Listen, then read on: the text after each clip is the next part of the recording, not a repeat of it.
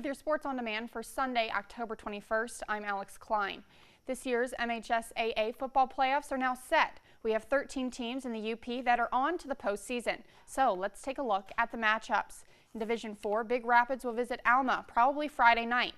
Alma just smashed the Cardinals 55-12 last Friday. Escanaba will host Ludington Saturday at 1 o'clock, according to Athletic Director Nick Nolde. The Eskimos defeated the Orioles in the 2011 playoffs. Moving to Division 6, Elk Rapids travels to Traverse City St. Francis. Westwood goes north to undefeated Calumet. The Copper Kings held on for a 14-12 win over the Patriots in Week 3 of the regular season. Part 2 is Friday night at 7 o'clock. And in Division 7, it's the Rams against the Bucks as Harbor Springs heads to Ross Common. Iron Mountain hosts the Oscoda Owls in a first-time matchup. In Division 8, Gwynn makes a reasonably short trip to Ishpeming to face the undefeated Hematites. This will be Friday at 7 o'clock. Ishpeming won the earlier meeting 44-8 in September. West Iron County crosses the Mackinac Bridge to challenge Rogers City Friday at 6 p.m. Eastern, 5 Central Time. And in 8-player football Division 1, Pickford hosts Fife Lake Forest area. The Panthers lost their top running back to a compound fracture in his leg in last Friday's game at Cedarville. The other pairing has Onaway at Sutton's Bay. And in 8-player Division 2, Forest Park gets a rematch at North Central. The Jets won the first meeting 52-28. The rematch is Friday at 6 o'clock Central Time.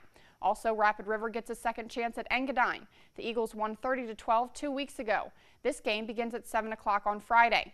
Also, in 8-player Division 2, Cedarville visits the Hillman Tigers, while Kindy North Huron takes on the Posen Vikings. The Northern Upper Peninsula High Schools took charge in the girls' cross-country finals, just like the Northern UP boys did. TV6's Mike Ludlam has the details. Let's go! The snow pretty much stopped before the start of the girls' Division 1 race. Negauni's Emily Papour, Houghton's Annabelle Needham, and a couple from the Sioux on the far side provided the early pace. But by the time they reached one of the fairway stretches, Papour only had Needham staying close. Papour cruised to the victory in 19 minutes 58.5 seconds, winning by 32 seconds over Marquette's Erica Asmus. These are all my split times that I wanted to run today, and so that was kind of fun, but I didn't really get them because of all the wind and all the weather factors, so that was kind of disappointing. But now I just have them on my hand. The Blue Devils placed 4 runners in the top 14 to earn the team trophy, and even though Houghton had 3 in the top 6, Marquette won the runner-up in a tiebreaker over the Gremlins.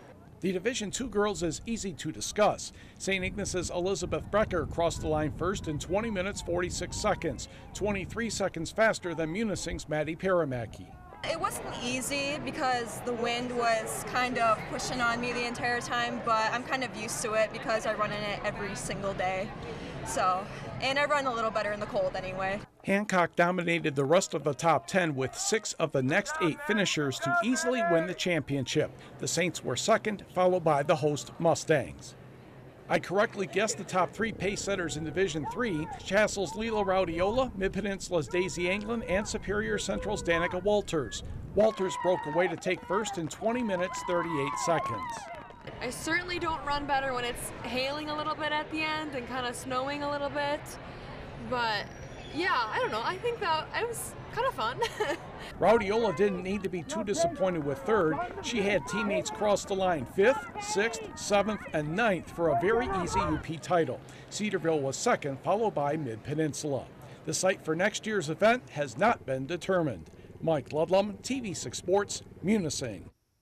Now to the scoreboard, and in women's soccer, Michigan Tech blanks Ashland 2-0 for their 4th straight win, and NMU falls to number 22 Saginaw Valley State 4-3. And on the men's side, NMU gets a 2-2 draw on the road against Davenport. Senior Sam Pop had both goals in the contest.